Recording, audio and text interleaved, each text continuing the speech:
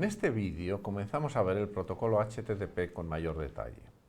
Es un protocolo transaccional y orientado a conexión que permite a un cliente intercambiar información con un servidor en ambos sentidos. La versión 1 se normaliza en el 96 y a partir de entonces se experimenta mucho con la subversión 1.1 que se normaliza en el 97 porque tiene actualizaciones en el 99 y en el 14, donde se experimenta con los parámetros de la cabecera para introducir nuevas funcionalidades que son compatibles hacia atrás con las que ya existían. En 2015 se introduce una nueva versión, la 2, que mejora la latencia, sobre todo al introducir compresión, y está pensada fundamentalmente para el uso en redes móviles. Y actualmente estamos con la versión 3, que introduce como cambio más fundamental la sustitución de TCP por QUIC sobre UDP, que debe reducir mucho la latencia. Es un protocolo orientado a conexión, donde el cliente debe establecer una conexión con el servidor antes de poder realizar transacciones. Pero las conexiones pueden tener tramos separados por dispositivos proxies, como se muestra aquí, que implementan funciones muy importantes, como redes de cachés y de distribución de tráfico, balanceadores, control de acceso y muchas otras más. Las transacciones se pueden enviar una vez establecida la conexión. El cliente es siempre el que comienza la transacción enviando la solicitud y el servidor responde con un mensaje de respuesta. La solicitud y la respuesta HTTP son mensajes independientes con la misma estructura, una cabecera con una primera línea seguida de parámetros y un cuerpo. Esto permite que clientes, servidores y proxies las procesen con mucha facilidad. La cabecera tiene formato textual, es un string que termina en una línea en blanco, en estos dos caracteres o estos dos de aquí, pueden tener estos dos formatos. La primera línea de la cabecera tiene tres valores que van separados por un blanco y las siguientes líneas contienen cada una de ellas un parámetro de la cabecera. El cuerpo incluye el recurso enviado entre cliente y servidor en cualquiera de los dos sentidos. Es opcional, no siempre tiene que ir y además puede tener cualquier formato. Suele indicar con un tipo MIME en un parámetro de la cabecera. El primer parámetro de la primera línea de la solicitud se denomina método y es el que indica el tipo de solicitud, si es GET, POST, PUT, DELETE, etcétera, etcétera. La ruta identifica el recurso y se interpreta como una ruta dentro del directorio de recursos si va a un servidor estático o como el nombre o identificador del recurso si está en una base de datos. Y el tercer parámetro es la versión de HTTP que maneja el cliente. Mientras que la primera línea en la respuesta, que también tiene tres valores, tiene en primer lugar la versión de HTTP del servidor, luego el código de respuesta, que es muy importante, es lo que indica si se ha podido completar la solicitud o no, y un mensaje informativo que tiene solo interés de cara a la depuración. El primer parámetro de la primera línea de una solicitud se denomina método o verbo y es el que indica al servidor qué tipo de servicio le está solicitando el cliente. Estos cuatro primeros tipos constituyen el interfaz uniforme, que es el que se utiliza para crear los servicios en los servidores programables. POST para crear un recurso en el servidor, GET para leer ese recurso o traerlo al cliente, PUT para modificar y DELETE para borrarlo. Estas cuatro primitivas se mapean en las cuatro primitivas de interfaz CRUD de bases de datos create, read, update y delete, porque lo que pretenden es gestionar la base de datos remota exactamente igual que se gestionan las bases de datos en local. HTTP tiene además otros métodos o verbos que se utilizan fundamentalmente para implementar los servicios o las funcionalidades, mejor dicho, que se implementan a través de los proxies y para depuración.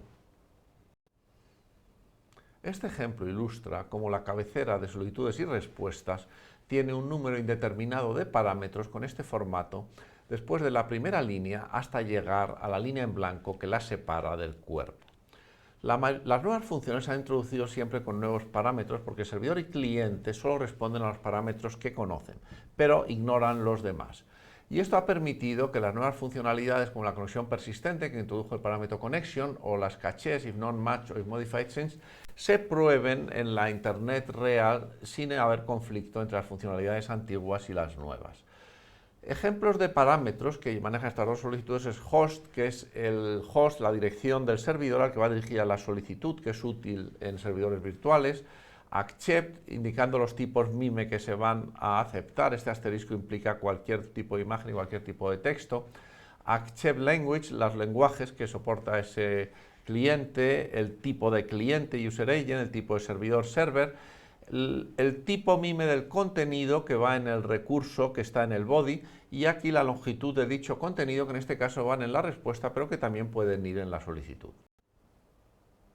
Los tipos MIME aparecen en el correo electrónico para indicar el tipo de contenido que iba en los adjuntos y se reutilizan en el web para indicar el tipo de contenido de los recursos que van en el cuerpo. Tiene una estructura muy sencilla, tipo subtipo, que es muy extensible y por eso siempre que aparece un nuevo contenido pues se define un nuevo subtipo normalmente. Aquí tenemos la lista de todos los tipos, subtipos que hay hasta ahora, que son muchísimos.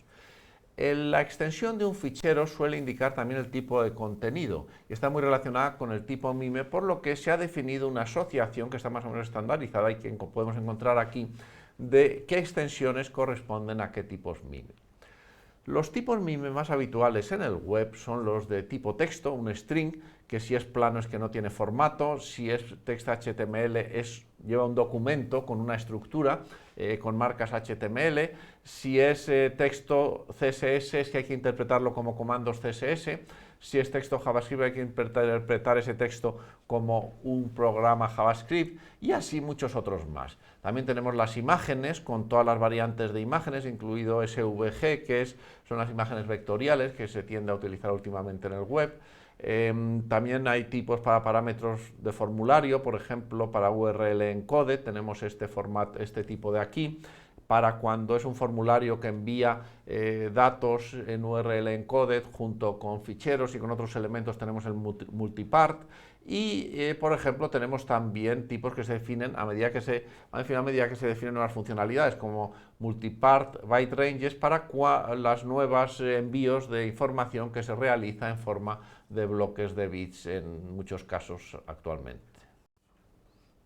El código de estado de respuesta indica al cliente en qué estado está la resolución de su solicitud.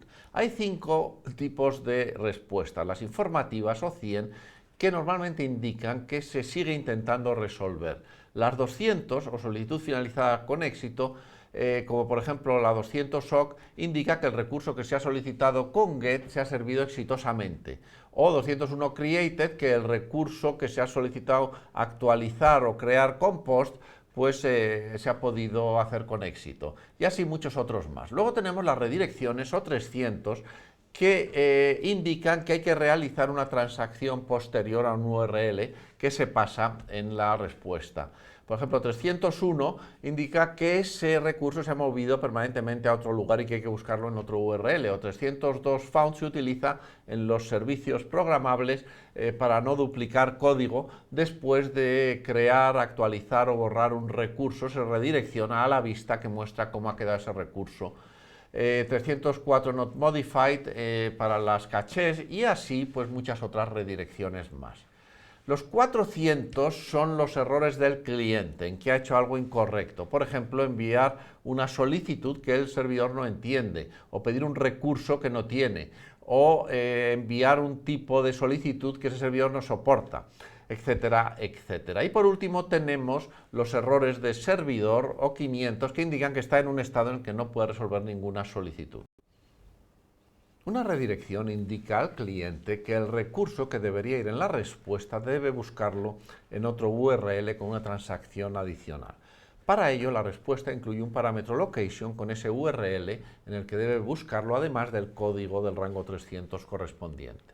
Por ejemplo, en este ejemplo de aquí se ilustra cómo en las solicitudes POST enviadas desde formularios en los servicios programables que deben crear, modificar o borrar un recurso en una base de datos o en otro lugar, finalizan con una redirección, porque ellos solo realizan la actualización correspondiente del recurso y al finalizar con un 302 found en el cual llevan aquí el parámetro location, indican que debe redireccionar a la vista que muestra el recurso o la lista de recursos para que el cliente compruebe visualmente que la actualización se ha realizado correctamente. Curl es un comando que permite acceder a los servicios de Internet a través de sus URLs. soporta los protocolos más importantes y es muy útil tanto en educación como en depuración y prueba de servicios.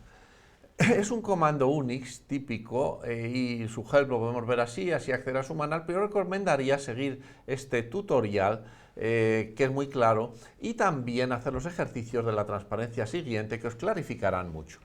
Aquí tenemos la captura de un ejemplo de uso que es la invocación de curl en modo verboso para que nos muestre todo lo que hace a este URL de aquí. Como es una conexión a localhost, lo que hace es utilizar la dirección equivalente, IP equivalente de localhost y establecer una conexión con el puerto 8000 de localhost. Enviar después la solicitud, que es esta de aquí, es una solicitud típica, aquí se identifica, este es el host al que va la solicitud, acepta cualquier cosa y la línea en blanco de final de la cabecera. Y aquí tenemos la respuesta. Solicitud se identifica con este mayor y respuesta con este menor. La respuesta tiene la primera línea, aquí nos dice el servidor que es una pequeña aplicación express con la que hemos contactado, que el contenido es texto plano porque es un HTML mal formado y que está en UTF-8 con esta longitud de 43 octetos y aquí unos parámetros que veremos en el tema siguiente, la línea en blanco y el recurso que devuelve. Aquí nos indica simplemente que mantiene la conexión.